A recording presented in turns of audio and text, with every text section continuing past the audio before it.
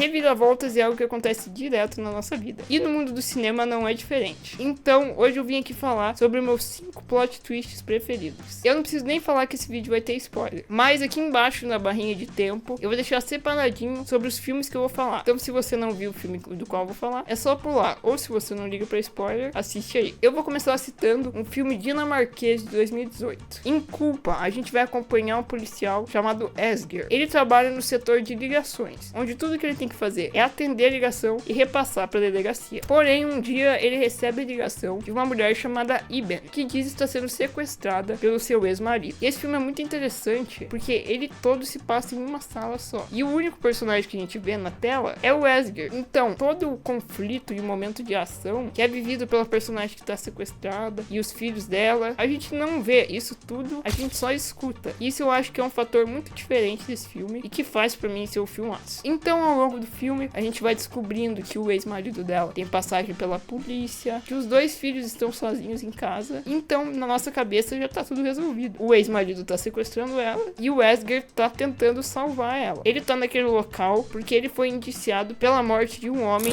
em uma ação policial que ele tá. E ele não gosta de estar ali, ele gosta de estar na rua realmente resolvendo as coisas. Então, quando a gente acha que finalmente tá tudo resolvido, eles chegam na casa e percebem que o filho bebê tá com o abdômen todo aberto. E é aí que vem o grande plot twist. A gente descobre, após a Iben conseguir se libertar do carro e fugir do ex-marido, a gente descobre que na verdade ela é uma mulher com esquizofrenia. E na verdade o Michael, que é o ex-marido, tava levando ela para um manicômio por conta de que as vozes na cabeça dela haviam dito que dentro da barriga do seu filho haviam serpentes. Então, como ela mesma diz, ela tentou tirá-las. E no momento em que isso é descoberto pela gente, é muito chocante e pesado. E a atuação do Jacob Sederer, que faz o Asger, é impressionante. Como eu disse, esse filme todo é focado na cara dele, então ele sem dúvida carrega o filme nas costas. Esse filme ficou um pouco mais conhecido por conta do remake americano de 2021, que foi feito pela Netflix e é interpretado pelo Jake Gyllenhaal, mas eu prefiro a versão original. Incêndios é um filme lançado em 2010. Nele a gente vai acompanhar 2 irmãos gêmeos, a Jean e o Simon. Após a mãe deles morrer, ela deixa 2 cartas para eles. Uma para eles entregarem para o seu pai, que eles nunca conheceram, e a outra para um irmão que eles nem sabiam que tinham. Então a gente vai ver a jornada desses 2 irmãos para descobrir realmente como foi a vida da mãe e tentar conhecer esse pai e esse irmão perdidos. Esse é um filme que é dirigido pelo Denis Villeneuve e é o meu filme favorito dele, sem dúvida. Ele é um filme com uma mensagem bem clara, anti-guerra, né? Então vai mostrar todas as consequências que as guerras causam, principalmente no Oriente Médio, que é onde o filme é ambientado. Então o filme é dividido em 2 timelines. Na jornada dos irmãos, para tentar encontrar esse pai e esse irmão, e no passado a gente vai acompanhando e descobrindo a vida da Nawal, que é a mãe deles 2. Então a gente vai vendo o quão sofrida foi a vida daquela mulher, em que esse primeiro filho que ela teve, que é o irmão do Simon e da Jean, ela teve que abandonar ele em um orfanato, porque ela estava tentando fugir da guerra, e se ela levasse ele ia ser algo muito perigoso. Então a gente descobre que ela fez uma pequena tatuagenzinha com 3 pontinhos no pé do bebê, para que caso um dia ela reencontrasse ele, ela soubesse que era o seu filho. E a gente vai vendo que ela foi sequestrada e torturada. E a gente descobre que um torturador acabou abusando sexualmente dela e ela acabou engravidando dele. E assim nasceram os gêmeos. Então, após uma longa jornada deles 2, a gente tem aquela famosa frase de que 1 mais 1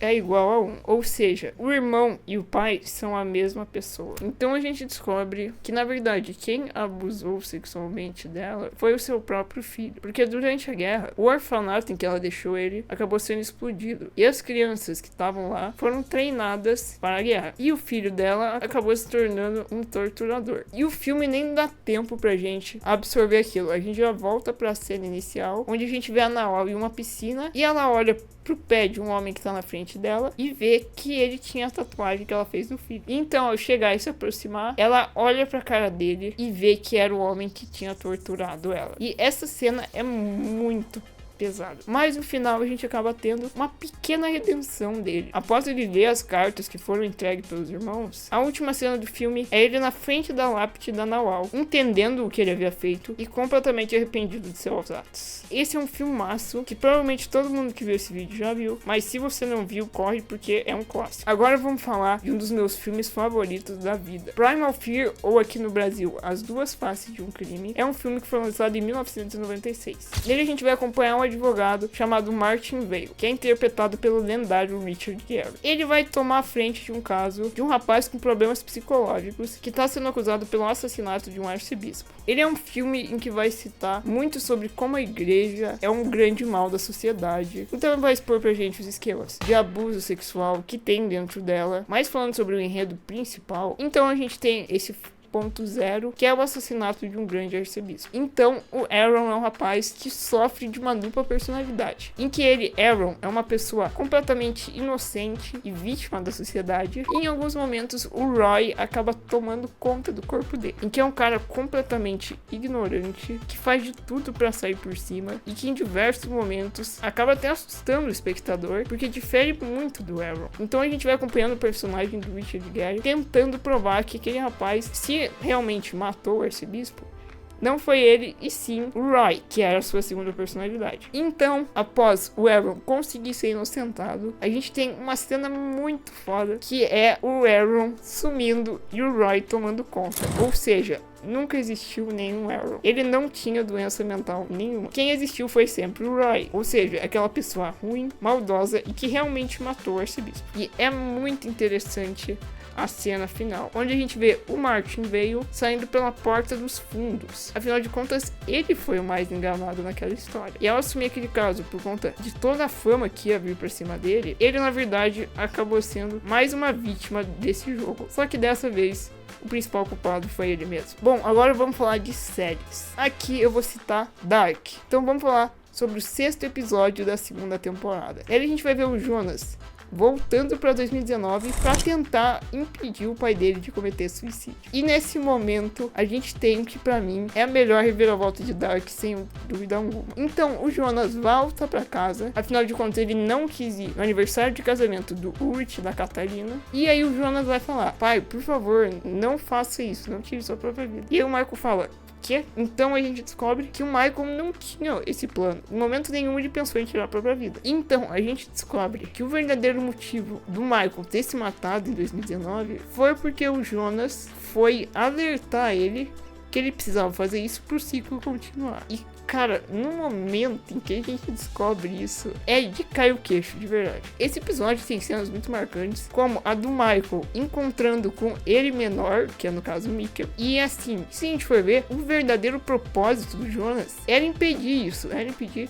que o pai dele tirasse a própria vida. E quando ele descobre que na verdade ele é a razão disso ter acontecido, é impressionante. Enfim, Dark é isso, não tem o que falar. Indo pro último da lista, vamos falar do que é não só a série, mas a obra cinematográfica da minha vida. Então vamos falar de Lost. Aqui eu vou citar o 20º episódio da 2ª temporada. É nesse episódio em que o Michael finalmente volta depois de ter sido sequestrado pelos outros. E enquanto isso, eles têm um prisioneiro, que é conhecido como Henry Gale, que na verdade é o Ben. E após o Michael voltar, a gente percebe que tem algo estranho com ele. E enquanto isso, o seu filho, Walt, ainda tá preso com os outros. E o episódio inteiro fica aquela questão entre matar ou não matar o prisioneiro. Então, em um momento em que o Michael e a Ana Lúcia estão conversando sobre isso, a Ana Lúcia fala que ela não consegue matar ele. E aí o Michael fala: pô, então me dá a arma que eu mato. E aí vem um momento que, sem dúvida, foi o que mais me marcou nessa série. Quando o Michael pega a arma, ele pede desculpa pra Ana Lúcia. E ela pergunta por quê? E o Michael simplesmente dá um tiro na Ana Lúcia. Assim, se fosse só isso, já ia ser um momento inacreditável. Mas então entra a Lib na escotilha e acaba tomando de graça, cara. Não tem palavras pra explicar o que é você ver esse momento. É inacreditável, assim. E então, após isso, a gente vê o Michael abrindo onde o Henry estava preso, e a gente descobre que isso tudo era um combinado, em que o Michael deveria matar a Ana Lúcia pra ter o seu filho de volta. E aí o Michael dá um tiro no ombro e liberta o Henry, que é o Ben no caso. Por mais mais que seja um momento em que você fique muito revoltado. Porque assim, a Ana Lúcia é um personagem interessante, mas ela é um pouco babaca. Agora, a Libby é um dos meus personagens preferidos da série. Toda a relação que ela tinha construído com o Hugo é sem dúvidas a melhor da série. Então a gente fica muito puto com o Michael, mas a gente entende o lado dele. Afinal de contas, ele